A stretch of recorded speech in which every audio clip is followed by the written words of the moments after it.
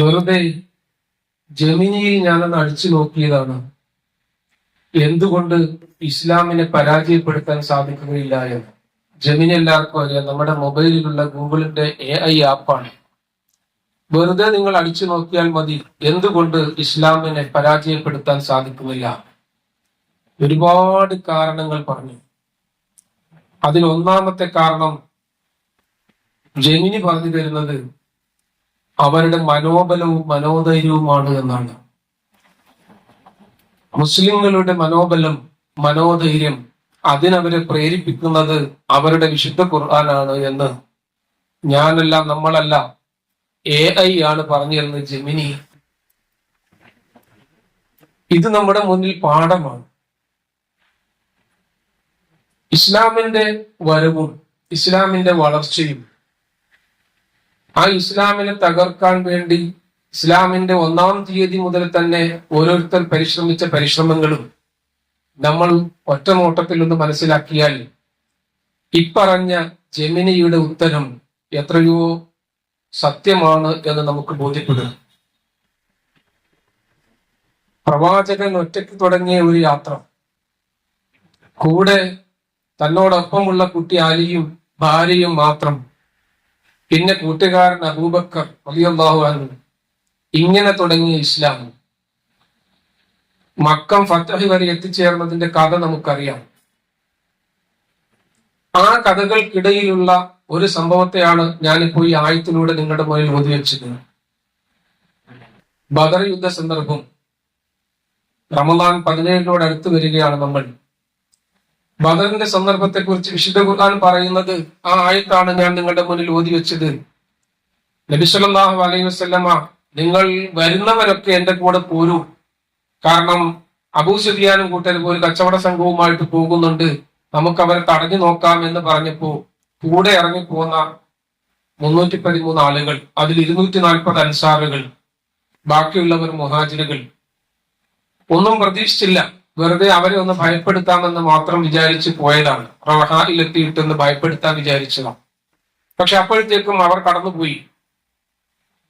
പിന്നീടാണ് അറിയുന്നത്, ഈ വിവരം അറിഞ്ഞിട്ട് മക്കയിലെ മുശ്രിക്കുകൾ എല്ലാവരും കൂടി യുദ്ധത്തിന് വരുന്നു.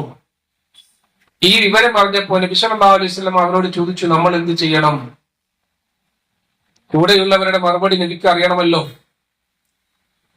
അപ്പൊ മിഖ്ദാദ് ബിൻ അസ്വദ് പറഞ്ഞു, ഞങ്ങൾ അങ്ങയോടൊപ്പമുണ്ട്. എന്തിനും ഞങ്ങൾ അങ്ങയോടൊപ്പമുണ്ട്. അൻസാറുകൾ മറുപടി പറയാതിരുന്നപ്പോ അൻസാറുകളെ നോക്കി നബി സല്ലല്ലാഹു അലൈഹി വസല്ലം കുറെ നേരം മൗനമായിട്ടിരുന്നു. അപ്പൊ അബ്ദുല്ലാഹ് ബിൻ മസ്ഊദ് എഴുന്നേറ്റ് പറഞ്ഞു, അങ്ങ് ഈ കാണുന്ന സമുദ്രത്തിലേക്ക് ചാടാൻ പറഞ്ഞാലും ഞങ്ങളും കൂടെ ചാടും, പേടിക്കേണ്ട. ഒരിക്കലും മിഖ്ദാദ് പറഞ്ഞത് ബനൂ ഇസ്രായേലിൽ മൂസാ നബിയോട് പറഞ്ഞതുപോലെ നിങ്ങൾ പോയി യുദ്ധം ചെയ്യും, ഞങ്ങളിവിടെ ഇരിക്കാം എന്നൊന്നും ഞങ്ങൾ ഒരിക്കലും പറയൂല. ഇത് കേട്ട നബി സല്ലല്ലാഹു അലൈഹി വസല്ലം പുഞ്ചിരിച്ചുകൊണ്ട് അവരോട് പറഞ്ഞു, അവരൊക്കെ വീണു കിടക്കുന്ന സ്ഥലം ഞാൻ കാണുന്നുണ്ട്, ബാ നമുക്ക് എന്ന് പറഞ്ഞ് നബി സല്ലല്ലാഹു അലൈഹി വസല്ലം സന്തോഷത്തോടെ അവരെ വിളിച്ചുകൊണ്ട് പോവുകയാണ്.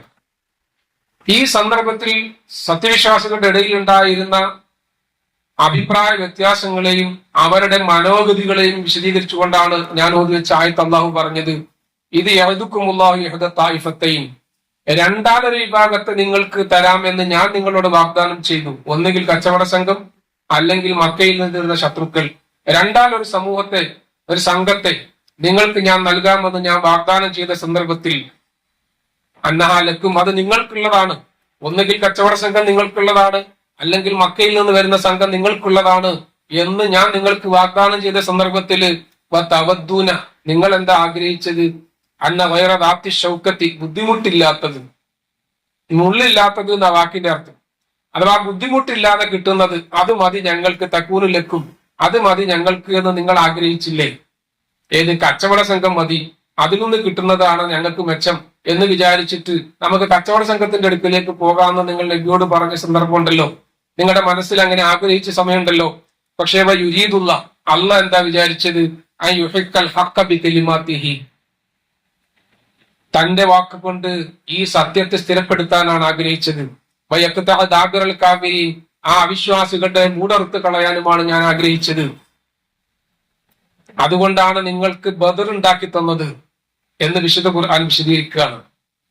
ഇവിടെ 313 ആളുകൾ വെറുതെ ഇറങ്ങി തിരിച്ച അവർ ഒരു വലിയ സൈന്യത്തെ പരാജയപ്പെടുത്തിയതിന്റെ പിന്നിൽ അള്ളാഹുവിന്റെ തീരുമാനമായിരുന്നു ലിയുഹിക്കൽ ഹക്ക വയുബ്തിലൽ ബാത്തില, സത്യത്തെ സത്യപ്പെടുത്താനും അസത്യത്തെ അസത്യമാക്കി പ്രഖ്യാപിക്കാനും വേണ്ടിയാണ് വലൗ കരിഹൽ മുജ്രിമൂൻ, കുറ്റവാളികൾക്ക്, തെമ്മാടികൾക്ക്, സത്യത്തെ നിഷേധിക്കുന്നവർക്ക് അത് ഇഷ്ടപ്പെട്ടില്ലെങ്കിലും അള്ളാന്റെ തീരുമാനം അങ്ങനെയാണ്.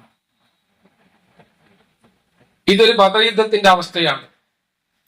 ഈ ബദർ യുദ്ധം മുതൽ ഇങ്ങോട്ട് കാണുന്ന ചരിത്രം നമ്മൾ ആലോചിച്ചു നോക്കുക.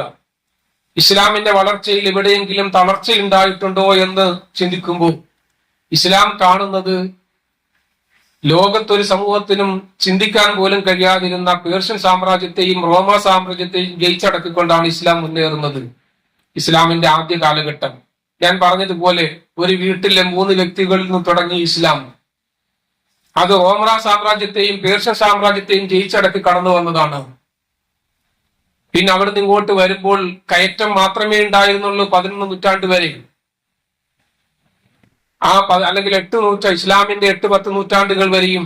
പിന്നീട് 11-13 നൂറ്റാണ്ടുകളിൽ നമ്മൾ കാണുന്ന കുരിശുയുദ്ധങ്ങൾ കടന്നു വരുന്നുണ്ട്. ആ നൂറ്റാണ്ടുകളിൽ കുരിശുയുദ്ധം എന്ന് പറയുന്നത് യൂറോപ്പ് മുഴുവൻ ഇസ്ലാമിനെ തകർക്കാൻ വേണ്ടി ഒന്നായി സംഘടിച്ച യുദ്ധമാണ്. ക്രിസ്ത്യാനികൾ മുച്ചൂടും അവർക്ക് ശത്രുത ഉണ്ടായത് ഇസ്ലാമിനോട് മാത്രമായിരുന്നു. അങ്ങനെ ഇസ്ലാമിനെ തകർക്കാൻ വേണ്ടി എല്ലാം സംഘടിപ്പിച്ചു കൊണ്ടുവന്ന കുരിശുയുദ്ധങ്ങളുടെ മുന്നിലും അടിപതറാതെ നിന്ന മുസ്ലിം സൈന്യത്തിന് അവസാന വിജയം കാണാൻ കഴിഞ്ഞു എന്നുള്ളതും നമ്മൾ കണ്ടതാണ്. അവിടെയും സലാഹുദ്ദീൻ അയ്യൂബിയെ പോലെയുള്ള ആളുകളുടെ മനോബലവും മനോധൈര്യവും അവർക്ക് പിൻബലം നൽകിയ വിശുദ്ധ ഖുർആനിന്റെ സന്ദേശങ്ങളുമായിരുന്നു ആ വിജയത്തിലേക്ക് ഇസ്ലാമിനെ നയിച്ചത്. അതിനുശേഷം വന്ന ചെങ്കിസ് ഖാനെ കൂട്ടരിൽ നമുക്കറിയാം, ബഗ്ദാദ് നഗരത്തെ ലോകത്തിന്റെ അല്ലെങ്കിൽ സംസ്കാരത്തിന്റെ സുവർണ കാലഘട്ടം എന്ന് വിശേഷിപ്പിക്കുന്ന, ലോകത്തിന് വെളിച്ചമായ സൂര്യൻ എന്നറിയപ്പെടുന്ന നാട്, ആ നാടിനെ തച്ചു തകർത്തുകൊണ്ട് എല്ലാം നശിപ്പിച്ച് കടന്നുപോയ ചെങ്കിസ് ഖാനും കൂട്ടരും ഇസ്ലാമിനെ തകർത്തെറിഞ്ഞു എന്ന് ലോകം വിശ്വസിച്ചപ്പോഴും ആ ചെങ്കിസ് ഖാന്റെ ഭരണത്തിന് കീഴിലും ഇസ്ലാം ശക്തി പ്രാപിച്ചുകൊണ്ടേയിരുന്നു. എത്രത്തോളം മുഗൾ സാമ്രാജ്യത്തിലെ പല ഭരണാധികാരികളും പിന്നീട് മുസ്ലിങ്ങളായി മാറി. ആ ഭരണാധികാരികൾ തന്നെ ഇസ്ലാമിന്റെ പ്രചാരകരായി മാറുന്ന ഒരവസ്ഥയിലേക്ക് ഇസ്ലാം കടന്നുപോയി എന്നുള്ളത് ചരിത്രം നമ്മെ ബോധ്യപ്പെടുത്തുന്ന കാര്യങ്ങളാണ്. പിന്നെ കോളനിവൽക്കരണത്തിന്റെ കാലഘട്ടമാണ്. ബ്രിട്ടീഷും ഫ്രഞ്ചും ജർമ്മനും തുടങ്ങി പാശ്ചാത്യ ശക്തികൾ ഒന്നടങ്കം ലോകം മുഴുവൻ ജയിച്ചടക്കാൻ വേണ്ടി കടന്നു വന്നപ്പോൾ അവിടെയും ഇസ്ലാമിക രാജ്യങ്ങളെല്ലാം ഇപ്പറഞ്ഞ ശത്രുക്കളുടെ മുന്നിൽ പരാജയപ്പെട്ടിരുന്നു. പിന്നീട് എന്താ സംഭവിച്ചത്? ലോകത്ത് ഇന്ന് നമ്മൾ കാണുന്ന അറബ് രാഷ്ട്രങ്ങളടക്കം, ലോകത്ത് ഇന്ന് നമ്മൾ കാണുന്ന ഇന്ത്യയിലെ മുസ്ലിങ്ങളടക്കം, ലോകത്ത് നമ്മൾ കാണുന്ന ഇന്തോനേഷ്യ അടക്കം, ലോകത്തിന്റെ വിവിധ മേഖലകളിലും ഇസ്ലാമിന്റെ വളർച്ച വലുതായി വലുതായി വന്നതല്ലാതെ ഇസ്ലാമിന് എവിടെയും തളർച്ച അനുഭവപ്പെട്ടതായി ചരിത്രത്തിലില്ല. ആ 3 വ്യക്തികളിൽ തുടങ്ങിയ ഇസ്ലാം ഒരുപക്ഷെ ഇന്ന് ലോകത്തെ 24% വരുന്ന ജനസംഖ്യ മുസ്ലിങ്ങളാണ് എന്ന് വിശ്വസിക്കുകയും 50 ആകുമ്പോഴേക്കും പകുതിയിലധികം മുസ്ലിങ്ങളായി മാറുമെന്ന് ലോകം ഭയപ്പെടുകയും ചെയ്യുന്ന ഒരവസ്ഥയിലേക്ക് ഇസ്ലാം എത്തിച്ചേർന്നിട്ടുണ്ടെങ്കിൽ അതിന്റെ കാരണവും ഈ പറഞ്ഞ മനോബലവും വിശുദ്ധ ഖുർആനിന്റെ ആ സന്ദേശവും തന്നെയാണ്.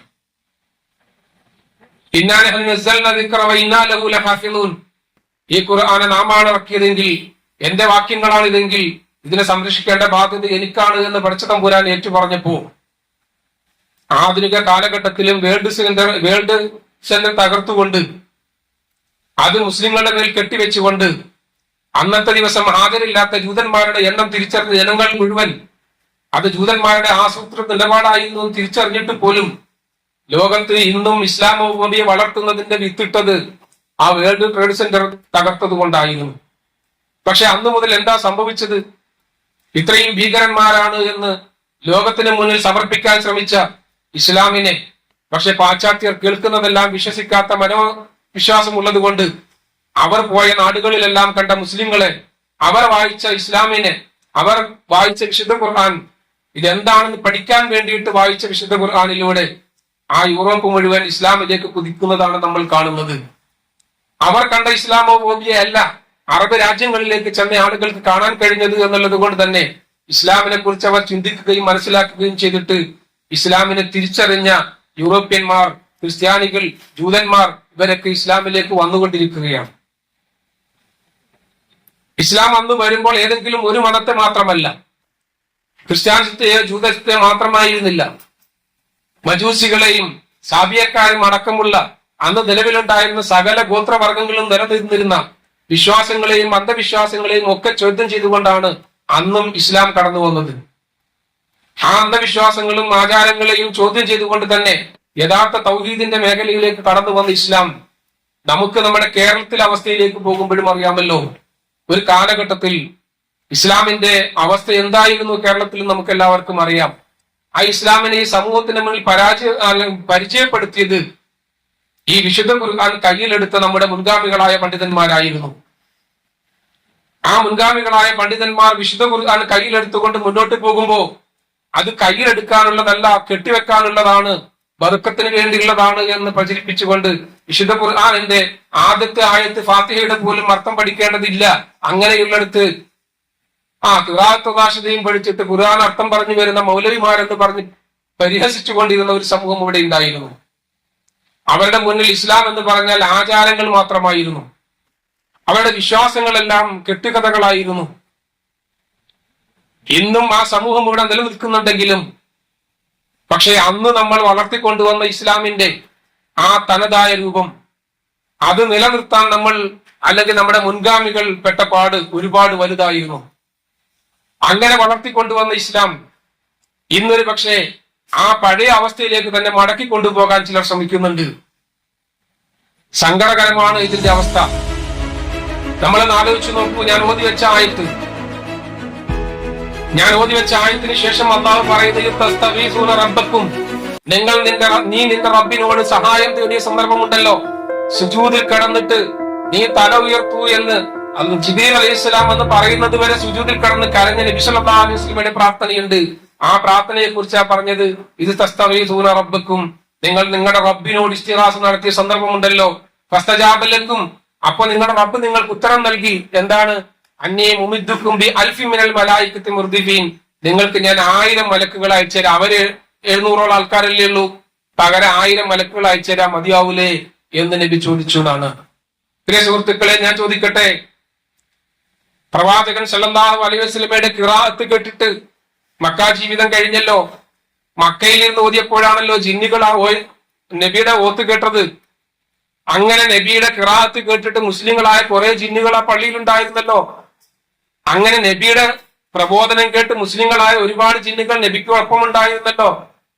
ഈ ബദർ യുദ്ധ സന്ദർഭത്തിൽ നബി അങ്ങോട്ട് പോകുന്ന സമയത്ത് ജിന്നുകളെ മരുഭൂമിയിലാണല്ലോ കൂടുതലുള്ളത്. സഹായം തേടാനുള്ള ഹദീസ് ഉള്ളത് മരുഭൂമിയിൽ ഒറ്റപ്പെട്ടു പോകുമ്പോ അവിടെ കാണുന്ന ജിന്നുകളോട് സഹായം തേടാന്നാണല്ലോ പറയുന്നത്. അതാണല്ലോ ആകെയുള്ള തെളിവ്. എങ്കിൽ അള്ളാഹുവിന്റെ റസൂല് ബദറിലേക്ക് പോകുമ്പോ ഇങ്ങനെ ഈ സഹാബാക്കളുടെ മുഖത്ത് നോക്കി വിഷണ്ണനായിരിക്കാതെ, ദുഃഖപ്പെട്ടിരിക്കാതെ, നിങ്ങളുടെ അഭിപ്രായം എന്താണെന്ന് അറിയാതെ വിഷമിച്ചിരിക്കുന്ന നബി സല്ലല്ലാഹു അലൈഹി വസല്ലമയോട് മിഖ്ദാദും Saad bin Abi Waqqas Masood പറയുന്നത് വരെ സങ്കടപ്പെട്ടിരിക്കുന്ന നബിക്ക് പകരം ചുറ്റിലുണ്ടായിരുന്ന ജിന്നുകളോട്, ജിന്നുകളെ വരൂ, നമുക്ക് പോയി യുദ്ധം ചെയ്തിട്ട് വരാമെന്ന് നബിക്ക് പറഞ്ഞ പോലായിരുന്നു. എന്തേ സഹായം തേടാൻ നബി സഹായിക്കൂലേ? നബിയെ സഹായിക്കാത്ത ജിന്ന് ലോകത്തെവിടെയെങ്കിലും ഉണ്ടാവുമോ? എന്നിട്ട് നബി സല്ലല്ലാഹു അലൈഹി വസല്ലമയുടെ സഹായം തേടിയോ? ഇല്ലല്ലോ. നബി ആരോടാ സഹായം തേടി? തസ്തഗീസൂന റബ്ബക്കും, നിങ്ങളുടെ റബ്ബിനോട് സഹായം തേടിയില്ലേ? ആ സന്ദർഭത്തിൽ അള്ളാന്റെ മറുപടി, നിങ്ങൾക്ക് ഞാൻ മലക്കുകൾ അയച്ചുതരാന്ന ജിന്നുകളെ അയച്ചുതരാന്നല്ല പറഞ്ഞത്. ഇനി യുദ്ധം ചെയ്യുന്ന സന്ദർഭത്തിൽ എപ്പോഴെങ്കിലും നബി സല്ലല്ലാഹു അലൈഹി വസല്ലം പറഞ്ഞോ, ജിന്നുകളെ നിങ്ങളെ ഞങ്ങൾക്ക് കാണാൻ പറ്റൂല, ഞങ്ങൾ അബൂജഹലിനെ വെട്ടുമ്പോ നിങ്ങളുടെ കഴുത്തിൽ വെട്ടുകൊള്ളും, അതുകൊണ്ട് ജിന്നുകളെ നിങ്ങൾ ഇവിടുന്ന് മാറിപ്പോകൂ എന്ന് പറഞ്ഞ് മുഹമ്മദ് നബി അവിടെ എന്തെങ്കിലും നിർദ്ദേശം കൊടുത്തോ? ഇല്ലല്ലോ.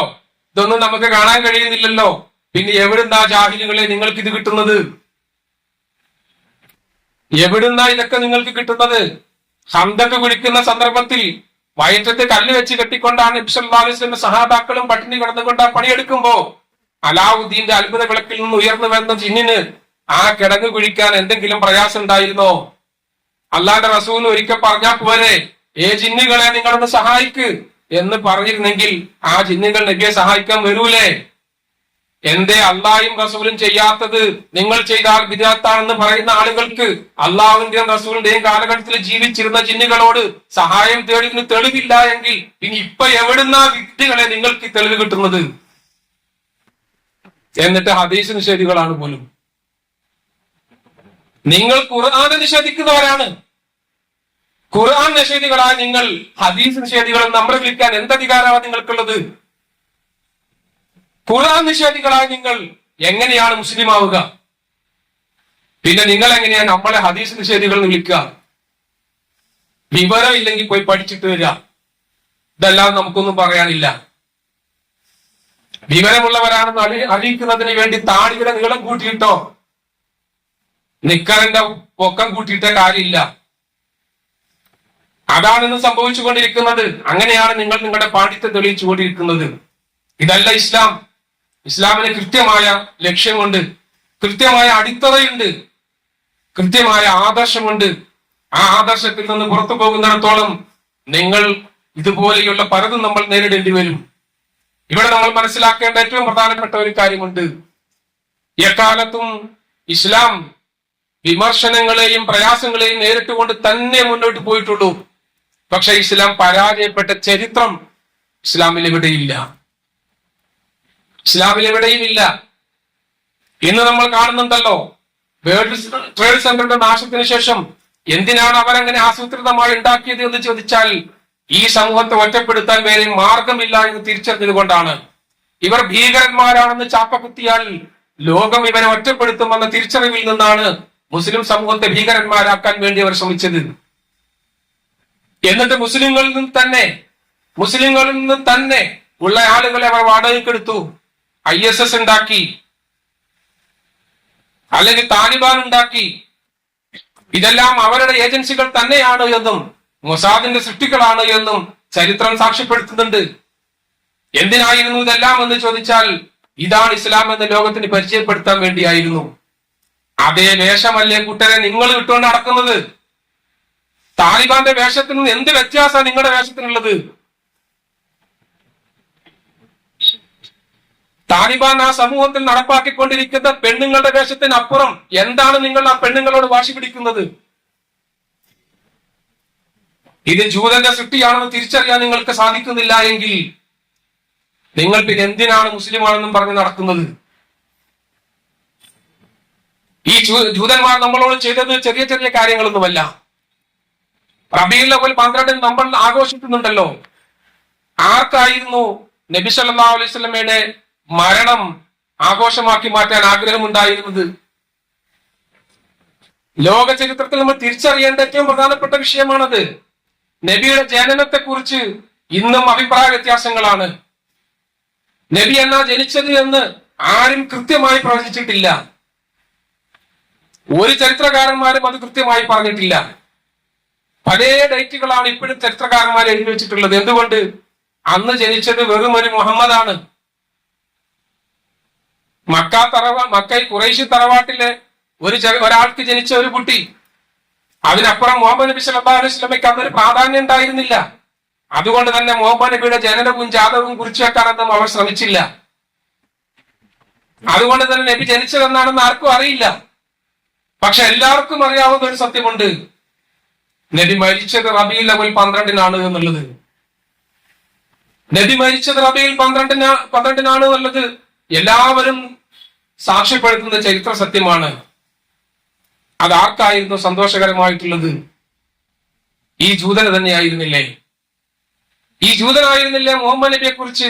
മുഹമ്മദ് നബി ഇല്ലാതാക്കുന്നതിൽ ഏറ്റവും കൂടുതൽ സന്തോഷിക്കുന്നത് ആരായിരുന്നു? അതേ ജൂതനായിരുന്നു, മുനാഫിക്കുകളായിരുന്നു. അതെ ഇന്ന് ഷിയാക്കൾ എന്നറിയപ്പെടുന്ന അന്നത്തെ മുനാഫിക്കുകളായിരുന്നു. ആ മുനാഫിക്കുകളും ജൂതന്മാരുമാണ് ഈ സമൂഹത്തിൽ റബീഉൽ അവ്വൽ എന്ന് പറയുന്ന ആഘോഷം ഈ സമൂഹത്തിലേക്ക് അടിച്ചേൽപ്പിച്ചത്. അത് ഫാത്തിമിയ കാലഘട്ടത്തിൽ. ചരിത്രം അങ്ങനെയാണല്ലോ. അത് ഹിജ്റ 300-ന് ശേഷം വന്നതാന്ന് പാട്ടുപാടിയാ പോരാ. തിരിച്ചറിയണം, ഷിയ കാലഘട്ടത്തിൽ, ഫാത്തിമിയ ഭരണകാലഘട്ടത്തിൽ മുദഫർ രാജാവ് കൊണ്ടുവന്നതാണ് ഈ ആഘോഷം. എന്തേ അതിന്റെ പിന്നിലുള്ളത്? അള്ളാഹുവിന്റെ റസൂൽ വഫാത്തായ ദിവസം ഈ കാണുന്ന ജനങ്ങളെ മതിക്കുന്നവരാക്കി മാറ്റണം. പാട്ടും പാടി കയ്യും കൊട്ടി നാട് നീളെ നടക്കുന്ന, ആഘോഷിക്കണം അവര്. എന്താ ആഘോഷിക്കുന്നത്? അള്ളാന്റെ റസൂലിന്റെ മരണം. അള്ളാന്റെ റസൂലിന്റെ മരണം ആഘോഷിക്കുന്ന ഒരു സമൂഹമാക്കി നിങ്ങളെ മാറ്റാൻ ജൂതന്മാർക്ക് സാധിച്ചിട്ടുള്ളത് അവർ എഴുതിയുണ്ടാക്കിയ ഗ്രന്ഥത്തിന്റെ അടിസ്ഥാനത്തിലാണ്. അവർ എഴുതിയുണ്ടാക്കി നിങ്ങളുടെ കയ്യിൽ തന്ന ഈ മാനമൗലൂദുകളിലൂടെയാണ് മുഹമ്മദ് നബി സല്ലല്ലാഹു അലൈഹി വസല്ലം റബീഉൽ അവ്വൽ 12-നാണ് ജനിച്ചത് എന്ന് സ്ഥിരീകരിച്ചത്. വേറൊരു ചരിത്ര സത്യവും അതിന്റെ പിന്നിലില്ല. മാലമൗലൂദുകളിലൂടെ സ്ഥിരപ്പെട്ടതല്ലാത്ത ഒരു രേഖയും അള്ളാഹുവിന്റെ റസൂൽ റബീഉൽ അവ്വൽ 12-ന് ജനിച്ചു എന്നുള്ളിടത്തില്ല. പിന്നെ ആരത് സ്ഥാപിച്ചു? ആര് നിങ്ങളെ ഓതിപ്പഠിപ്പിച്ചു? ഈ ജൂതൻ തന്നെയാണ് നിങ്ങളെ ഓതിപ്പഠിപ്പിച്ചത്.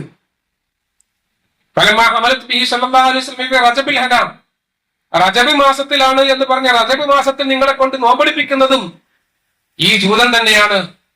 റജബ് മാസത്തിൽ അള്ളാഹുവിന്റെ റസൂൽ പഠിപ്പിച്ചൊരു നോമ്പില്ല. പക്ഷെ നിങ്ങൾ നോമ്പെടുക്കുന്നു. നബി അന്നാണ് ഗർഭം ധരിച്ചത് എന്നാണ് ഈ മാലക്കാരൻ നിങ്ങളെ പറഞ്ഞു പഠിപ്പിച്ചത്. നിങ്ങളത് വിശ്വസിക്കുന്നു. എന്നിട്ട് അന്ന് നോമ്പെടുക്കാൻ ശ്രമിക്കുന്നു. പക്ഷെ നിങ്ങളൊന്ന് എന്നെ കൂട്ടി നോക്കിയേ. റജബ് 27-ന് ഗർഭം ധരിക്കപ്പെട്ട ഒരു കുട്ടി റബീഉൽ അവ്വൽ 12 ജനിക്കുമ്പോ എത്ര ദിവസമായി, എത്ര മാസമായി ഒന്ന് എണ്ണി നോക്കിയേ. മാസത്തിന്റെ കണക്കറിയാവുന്നവരാണെങ്കിൽ ഒരിക്കലും എണ്ണി നോക്ക്. എത്ര ദിവസമാവും, എത്ര മാസമാവുന്നു? മുഹമ്മദ് നബി ചാപ്പിള്ളയാണോ? 7 മാസവും കുറഞ്ഞ ദിവസങ്ങളേ ആവുള്ളൂ.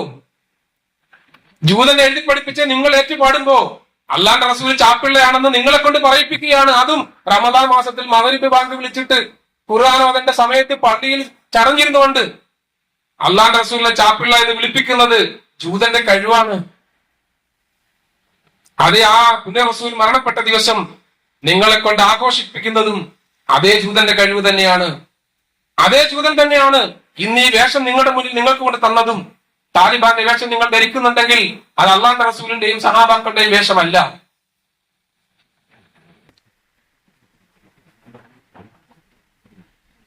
അള്ളാന്റെ റസൂലിന്റെ സഹാബാക്കളുടെ വേഷം ധരിക്കാൻ സഹാബാക്കളിൽ എത്ര പേർക്കുണ്ടായിരുന്നു തലക്കെട്ട്? ഒറ്റ മുണ്ടെടുത്തുകൊണ്ട് നിസ്കരിച്ചതിനെ കുറിച്ച് അതിഥികൾ വീട്ടിൽ വന്നപ്പോൾ പുറത്തിറങ്ങാതെ അകത്തിരുന്ന ആളുകൾ എന്തുകൊണ്ട് ഇറങ്ങിയില്ല എന്ന് ചോദിച്ചപ്പോൾ ഞങ്ങൾക്ക് 2 പേർക്കും കൂടി ഒരു മുണ്ടേ ഉള്ളൂ എന്ന് പറഞ്ഞു. പാതിരാവാൾ നടത്തുന്ന ആളുകൾക്ക് എങ്ങനെയാണ് 5 6 മേൽമുണ്ട് ധരിച്ചുകൊണ്ട് പുറത്തിറങ്ങിയിട്ട് ഇതാണ് അള്ളാന്റെ റസൂലിന്റെ വേഷം എന്ന് പറയാൻ സാധിക്കുക? ഇതൊക്കെ നിങ്ങൾ കെട്ടിയുണ്ടാക്കിയതാണ്, അല്ലെങ്കിൽ അവർ കെട്ടിയുണ്ടാക്കി നിങ്ങളെ തലയിൽ വെച്ച് തന്നതാണ്. ഇതെല്ലാം നിങ്ങൾ കൊണ്ടു നടക്കുമ്പോ ഇതാണ് ഇസ്ലാം എന്ന് തെറ്റിദ്ധരിച്ചിട്ട് ആ ഇസ്ലാമിന്റെ പിന്നാലെ നിങ്ങൾ പോകുമ്പോ ഇതുപോലെയുള്ള പലതും നമ്മൾ നേരിടേണ്ടി വരും. അവിടെ നമുക്ക് നമ്മുടെ ഇസ്സത്ത് കിട്ടൂല, നമ്മുടെ ഈമാൻ കിട്ടൂല, ഈ കരുത്ത് നമുക്ക് കിട്ടൂല. നമ്മുടെ വിശ്വാസങ്ങൾ അനുസരിച്ച് തുറന്നു പറയാനുള്ള കഴിവ്, വിശ്വാസമനുസരിച്ച് ജീവിക്കാനുള്ള കഴിവ്, എന്തിന്റെ മുന്നിലും ഉറച്ചു നിൽക്കാനുള്ള തന്റെ ഇടം, അത് കിട്ടണമെങ്കിൽ നിങ്ങളുടെ ഉള്ളിന്റെ ഉള്ളിൽ നിന്നുള്ള ഈമാനിന്റെ വെളിച്ചം, അതാണ് നിങ്ങളുടെ ഊർജമായി മാറേണ്ടത്. അല്ലാഹു സുബ്ഹാനഹു വ തആല അവൻ ഇഷ്ടപ്പെട്ട വിശ്വാസികളുടെ കൂട്ടത്തിൽ, ദീനിനെ തിരിച്ചറിഞ്ഞ് ജീവിക്കുന്ന കൂട്ടത്തിൽ അല്ലാഹു നമ്മളെ ഉൾപ്പെടുത്തി അനുഗ്രഹിക്കുമാറാകട്ടെ.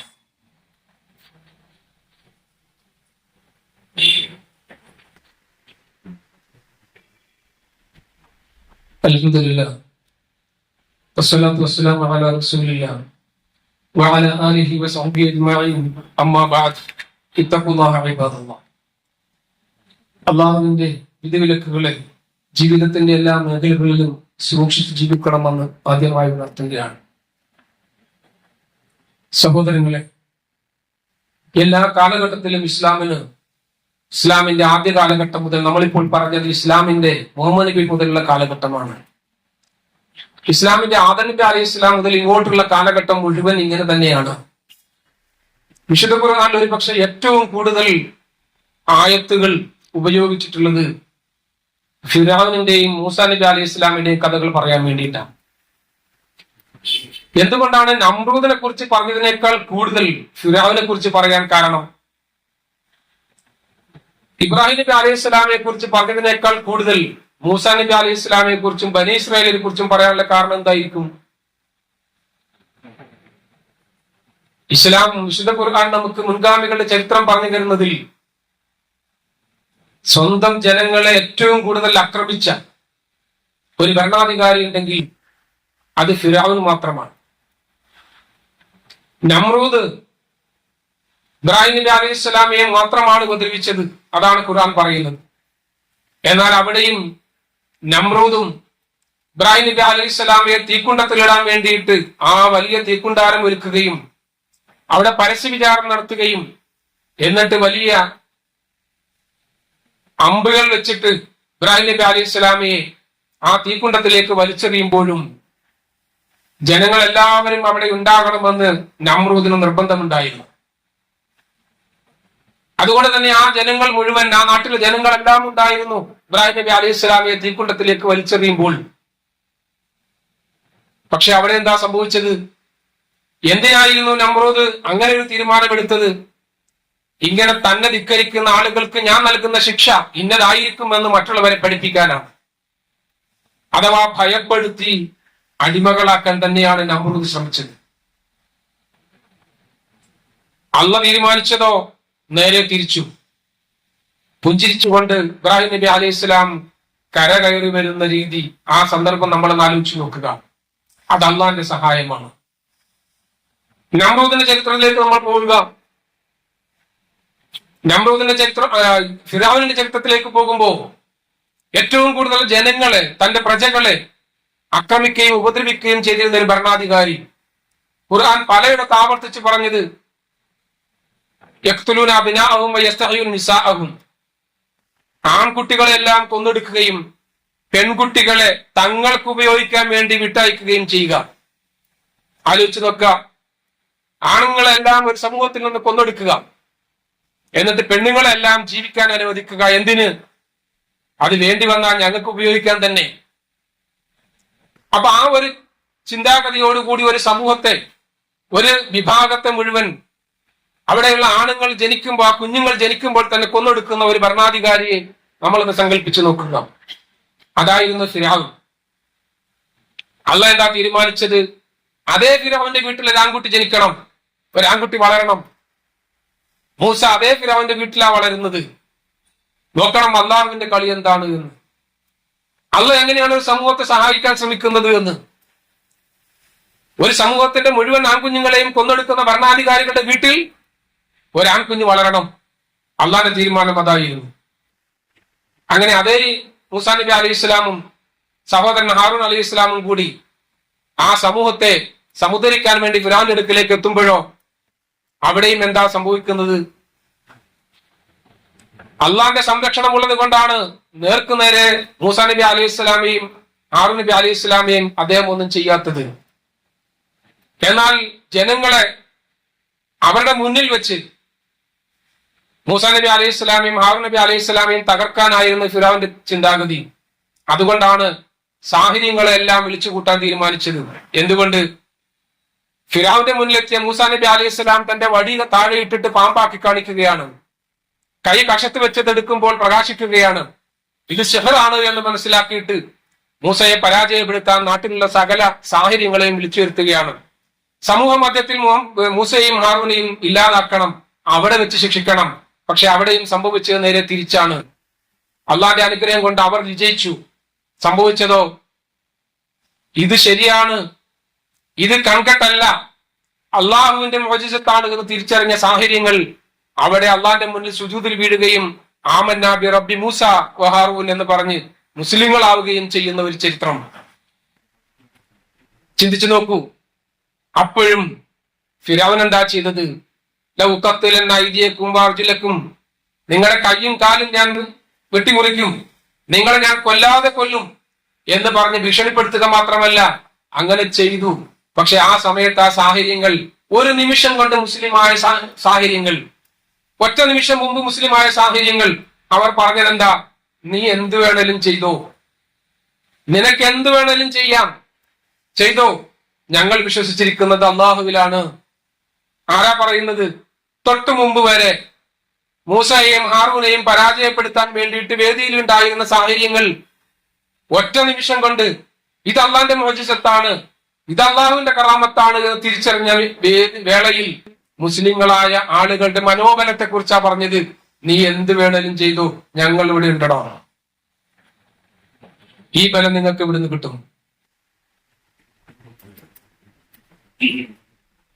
പരമാവധി 5 മിനിറ്റ് പോലും ആയിട്ടുണ്ടാവൂല അവരുടെ വിശ്വാസത്തിന്റെ ദൈർഘ്യം. പക്ഷെ അവരുടെ മറുപടി ഇങ്ങനെയാണ് വിശുദ്ധ ഖുർആൻ പരിചയപ്പെടുത്തുന്നത്. ഇതല്ലേ ലോകത്തെല്ലാം നമ്മൾ കാണുന്നത്. ഇസ്ലാമിനെ പരാജയപ്പെടുത്താൻ വേണ്ടി വരുന്ന ആളുകൾ, ഇസ്ലാമിനെ പരാജയപ്പെടുത്താൻ വേണ്ടി ഇസ്ലാമിനെ പഠിക്കുന്ന ആളുകൾ, അഹമ്മദ് ഇദാത്തിന്റെ കഥകൾ, എത്രയോ ഉദാഹരണങ്ങൾ നമുക്ക് പറയാൻ സാധിക്കും. അങ്ങനെ ഇസ്ലാമിനെ പഠിക്കാൻ വരുന്ന ആളുകളെല്ലാം ഇസ്ലാമിലേക്ക് കടന്നു വരികയും ഇസ്ലാമിന്റെ പ്രചാരകരായി മാറുകയും ചെയ്യുന്ന കാഴ്ചകൾ ലോകത്തിനെ നടുക്കുന്നതാണ്. ലോകത്തിനെ നടുക്കുന്നതാണ്. എന്തുകൊണ്ടാണ് ലോകം, അല്ലെങ്കിൽ പാശ്ചാത്യരും ജൂത ചരിത്രകാരന്മാരും ടിപ്പുവിനെയും ഔറംഗസീബിനെയും ഇത്ര മോശമായി ചിത്രീകരിച്ചത്? ലോകത്ത് വെറുക്കപ്പെടുന്ന 2 വ്യക്തികളുണ്ടെങ്കിൽ അത് ടിപ്പുവും ഔറംഗസീബുമാണ് എന്ന് നിസ്സംശയം പറയാൻ കഴിയുന്ന അത്രയും എന്തുകൊണ്ടാണ് ചരിത്രത്തിൽ അവർ അവമതിക്കപ്പെട്ടത്? അവർ 2 പേരും കറകളഞ്ഞ മുസ്ലിങ്ങളായിരുന്നു, വിശ്വാസികളായിരുന്നു, ഈമാനുള്ളവരായിരുന്നു. നാസയുടെ ഹെഡ്ക്വാർട്ടേഴ്സിൽ ടിപ്പുവിന്റെ ചിത്രമുണ്ട് എന്ന് പറയുമ്പോൾ അതിന് കാരണം അബ്ദുൽ കലാം എഴുതി വെക്കുന്നത് ടിപ്പുവിന്റെ റോക്കറ്റ് ആയിരുന്നു. അന്ന് ഇന്ത്യ ജയിച്ചെടുക്കൽ ടിപ്പുവിനെ കൊന്നതിന് ശേഷം അദ്ദേഹത്തിന്റെ കോട്ടയിൽ കയറിയപ്പോൾ അവർക്ക് കിട്ടിയത്. പക്ഷെ ഇത് എന്ത് സാധനമാണെന്ന് തിരിച്ചറിയാൻ കഴിയാതെ അവരത് വണ്ടിയിൽ കയറ്റി അങ്ങ് കൊണ്ടുപോവുകയാണ് ചെയ്തത് എന്നാണ്. അവർക്ക് അറിയില്ലായിരുന്നത് എന്താ സാധനം എന്ന്. അവസാനം ജർമ്മൻകാരനാണ് ഇത് റോക്കറ്റാണ് എന്ന് തിരിച്ചറിഞ്ഞത്. അങ്ങനെയാണ് യൂറോപ്പിന് റോക്കറ്റ് ഉണ്ടാക്കാൻ പഠിച്ചത് എന്ന് പോലും അബ്ദുൽ കലാം പറയുന്നുണ്ട്. അങ്ങനെയുള്ള ടിപ്പു, ലോകത്തിന് മാതൃകയായ ടിപ്പു, മതസൗഹാർദ്ദത്തിന്റെയും മതേതര വിശ്വാസത്തിന്റെയും കാവൽക്കാരനായിരുന്ന ടിപ്പുവും ഔറംഗസീബും, അങ്ങനെയുള്ള ഒരു ചരിത്രം ലോകത്തിന് പരിചയപ്പെടുത്തി കൊടുത്താൽ ലോകത്തുള്ള എല്ലാ ഭരണാധികാരികളും അങ്ങനെയാകണമെന്ന് അവർ ആഗ്രഹിക്കും. അതുണ്ടാകാൻ പാടില്ല. ഇങ്ങനെ ഉണ്ടായിരുന്ന ഭരണാധികാരികൾ തിരിച്ചറിയണം. 10 വർഷത്തിലധികം അല്ലെങ്കിൽ 20 വർഷത്തിലധികം അല്ലെങ്കിൽ 40 വർഷത്തോളം 50 വർഷത്തോളം ഭരണം നടത്തിയ ഒരു ഭരണാധികാരി, ആ ഭരണാധികാരിയുള്ള നല്ല ഗുണങ്ങൾ എന്തായിരുന്നു എന്ന് ജനങ്ങൾ അന്വേഷിക്കില്ലേ? ആ അന്വേഷണത്തിൽ ഒരിക്കലും സത്യത്തിന്റെ മുഖം ഉണ്ടാകരുത് എന്ന് തിരിച്ചറിഞ്ഞ ജൂതന്മാരാണ് ഇത്തരത്തിലുള്ള കഥകൾ കെട്ടിയുണ്ടാക്കി എഴുതി വെച്ചത്. അത് വായിച്ചിട്ടാണ് നമ്മളും അല്ലെങ്കിൽ നമ്മളോടൊപ്പമുള്ളവരും ടിപ്പുവും ഔറംഗസീബും വർഗീയവാദികളായിരുന്നു എന്ന് പറഞ്ഞു പരത്തുന്നത്. തിരിച്ചറിയണം നമ്മൾ, ഇസ്ലാം എന്ന് പറയുന്നത് ഒരിക്കലും പരാജയപ്പെടുകയില്ല. എത്ര തന്നെ പറഞ്ഞു പരത്താൻ ശ്രമിച്ചാലും ടിപ്പുവിന്റെയും ഔറംഗസീബിന്റെയും വെളിച്ചം കെട്ടുപോകുന്ന ഒരു ചരിത്രം നമ്മൾ എവിടെയും കണ്ടില്ലല്ലോ. എത്ര മണ്ണിട്ട് ചാരമിട്ട് മൂടാൻ ശ്രമിച്ചാലും അതിനിടയിൽ നിന്ന് ആ പ്രകാശം ജ്വലിച്ചു നിൽക്കുകയാണ് ഇന്നും. അതാ ഞാൻ നേരത്തെ പറഞ്ഞ കഥ. അത് വെളിച്ചത്ത് കൊണ്ടുവരാൻ ഏതെങ്കിലും ഒരു അബ്ദുൽ കലാം വരും, അള്ളാഹ് കൊണ്ടുവരും, കൊണ്ടുവന്നേ പറ്റൂ. കാരണം നിങ്ങളിൽ ആണാകട്ടെ പെണ്ണാകട്ടെ നിങ്ങളിൽ ഒരാളുടെയും കർമ്മങ്ങളുടെ ഫലം നാം നിഷ്ഫലമാക്കുകയില്ല എന്ന് അള്ളാഹ് പറഞ്ഞ വാക്കാണ്.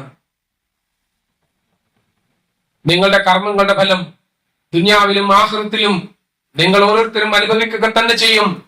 അത് മരണപ്പെട്ടു പോയവർക്കുമുണ്ട്.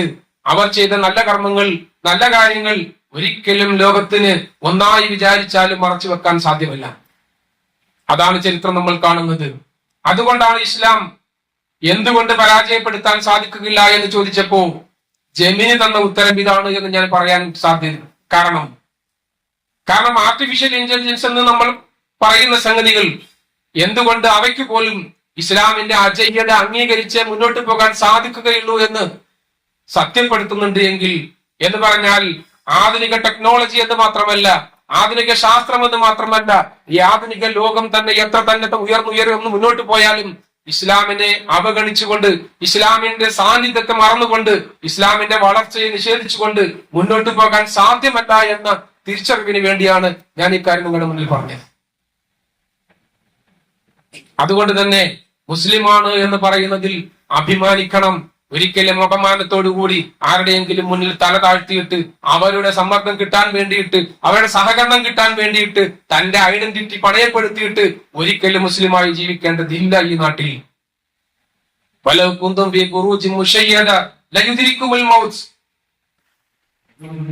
നിങ്ങൾ എത്ര തന്നെ ഖുറൂജ് എന്ന് പടച്ച തമ്പുരാൻ പറഞ്ഞത് 2-3 കാര്യങ്ങളെ കുറിച്ച് മാത്രം. അതിലൊന്ന് ആകാശങ്ങളിൽ നക്ഷത്രങ്ങളെ കൊണ്ട് ഈ ഭൂമി ഞാൻ അലങ്കരിച്ചു എന്ന് പറഞ്ഞെങ്കിൽ, ഒന്നാം ആകാശത്തെ അലങ്കരിച്ചു എന്ന് പറഞ്ഞ ആ നക്ഷത്ര കൂട്ടങ്ങളെ കുറിച്ചാണ് ഖുറൂജ് എന്ന് അള്ളാഹു പറഞ്ഞത്.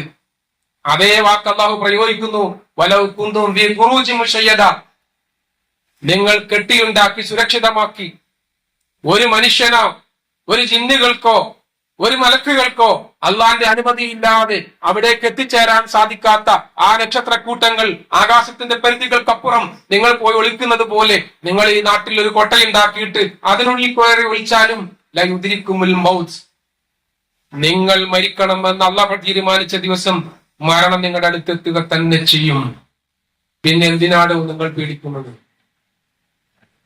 മരണത്തെയാണ് നിങ്ങൾ പേടിക്കുന്നതെങ്കിൽ പേടിച്ചിട്ട് കാര്യമില്ല. വല തഹാബൂഹും വഹാബൂനി, നിങ്ങൾ അവരെ പേടിക്കണ്ട, എന്നെ പേടിച്ചാൽ മതി. ഇത് പടച്ചവൻ പറയുന്നത് വെറുതെ ഒന്നുമല്ല. അതാണ് ഞാൻ പറഞ്ഞത്, ഈ ഈമാനാണ് നമുക്ക് വേണ്ടത്. ഈ ഈമാനാണ് ഈ റമദാനിൽ നമുക്ക് കിട്ടേണ്ടത്. നമ്മുടെ വിശ്വാസത്തിൽ നിന്ന്, നമ്മുടെ കർമ്മങ്ങളിൽ നിന്ന് നമ്മൾ ഉൾക്കൊള്ളേണ്ട ഊർജം ഈ ഉള്ളിൽ നിന്നുണ്ടാകേണ്ട വെളിച്ചമാണ്, ഈ ഊർജമാണ്. ആ ഊർജം ഉൾക്കൊണ്ടുകൊണ്ട് മുഅ്മിനായി ജീവിച്ച് മുസ്ലിമായി മരിക്കാൻ അള്ളാഹു നമുക്ക് എല്ലാവർക്കും തൗഫീഖ് നൽകാൻ കഴിയുമാറാകട്ടെ. മുത്മഇന്നുൽ ഖുലൂബായി അള്ളാഹുവിന്റെ മലക്കുകൾ വന്ന് വിളിക്കുമ്പോൾ സന്തോഷത്തോടെ മടങ്ങിപ്പോകുന്ന അള്ളാഹു ഇഷ്ടപ്പെട്ട ദാസന്മാരുടെ കൂട്ടത്തിൽ അള്ളാഹു നമ്മളെ എല്ലാവരെയും ഉൾപ്പെടുത്തി അനുഗ്രഹിക്കുമാറാകട്ടെ. സത്യവും അസത്യവും വേർതിരിച്ചറിഞ്ഞ് സത്യത്തിന് വേണ്ടി ഉറച്ചു നിന്ന് പോരാടി മരിക്കാൻ അള്ളാഹു നമുക്ക് എല്ലാവർക്കും തൗഫീഖ് നൽകി അനുഗ്രഹിക്കുമാറാകട്ടെ. അറിവ് മറച്ചു വെക്കാനുള്ളതല്ല, അറിവ് വെളിച്ചത്ത് വരാനുള്ളതാണ്. ആ അറിവ് ശരിയായ രൂപത്തിൽ ഉൾക്കൊള്ളുക എന്നുള്ളതാണ് അറിവുള്ളവന്റെ അടയാളം. ആ കൂട്ടത്തിൽ അള്ളാഹു നമ്മളെല്ലാവരെയും ഉൾപ്പെടുത്തി അനുഗ്രഹിക്കുമാറാകട്ടെ. CH സെന്ററിന്റെ പിരിവാണ് ഈ വെള്ളിയാഴ്ച എന്ന് പറഞ്ഞിട്ടുണ്ട്. ക്യാൻസർ രോഗികളായ ആളുകൾക്ക് ആശ്രയമായി മാറിക്കൊണ്ടിരിക്കുന്ന CH സെന്ററിന്റെ വളർച്ചയ്ക്ക് വേണ്ടിയുള്ള സഹായത്തിലുള്ള പിരിവാണ് ഇന്ന് നടക്കുന്നത്. നമ്മുടെ കയ്യിലുള്ളത് കൊടുത്ത് ആ നല്ല മാർഗത്തിന് അതിൽ പങ്കാളികളാകാൻ എല്ലാവരും ശ്രമിക്കുക. അള്ളാഹു നമ്മുടെ കർമ്മങ്ങളെല്ലാം സ്വീകരിക്കുമാറാകട്ടെ. ഈ റമദാനിലും പ്രയാസങ്ങളും വിഷമങ്ങളും ഒക്കെ സഹിച്ചുകൊണ്ട് നോമ്പെടുക്കുന്നവരുണ്ട്. നോമ്പെടുക്കാൻ കഴിയുന്നില്ലല്ലോ എന്ന സങ്കടത്തിൽ കഴിഞ്ഞു കൂടുന്നവരുണ്ട്. അള്ളാഹു എനിക്ക് ആരോഗ്യം തന്നിരുന്നെങ്കിൽ നോമ്പെടുക്കാൻ എനിക്ക് കഴിയുമായിരുന്നു എന്നോർത്ത് വിലപിക്കുന്നവരുണ്ട്. ഇങ്ങനെ പലതരത്തിലും വിഷമങ്ങൾ അനുഭവിക്കുന്ന ഒരുപാട് പേർ നമ്മളോടൊപ്പമുണ്ട്. നമുക്ക് കിട്ടിയ ഈ അനുഗ്രഹങ്ങൾ കിട്ടാതെ വിഷമത്തിലിരിക്കുന്ന ഒരുപാട് പേരുമുണ്ട്. അപ്പൊ അള്ളാഹു നമുക്ക് നൽകിയ അനുഗ്രഹത്തിന് നന്ദി പറഞ്ഞുകൊണ്ട് തന്നെ നമ്മളോടൊപ്പമുള്ള ആളുകൾക്ക് അള്ളാഹു സുബ്ഹാനഹു വ തആല എല്ലാ ആരോഗ്യവും സൗഖ്യവും നൽകി നമ്മളോടൊപ്പം എല്ലാ കർമ്മങ്ങളിലും പങ്കാളികളാകാൻ അള്ളാഹു അവരെ അനുഗ്രഹിക്കുമാറാകട്ടെ. നമ്മളുടെയും പ്രയാസങ്ങളും വിഷമങ്ങളും എല്ലാം മാറ്റി സമാധാനവും സന്തോഷവും നൽകി അള്ളാഹു നമ്മളെ അനുഗ്രഹിക്കുമാറാകട്ടെ. ഇന്നത്തെ ദിവസം വെള്ളിയാഴ്ച ജിമയ്ക്ക് പോകാൻ കഴിയാതെ ദുഃഖിതരായി വീട്ടിൽ കഴിയുന്നവരും ജയിലറയ്ക്കുള്ളിൽ കഴിയുന്നവരും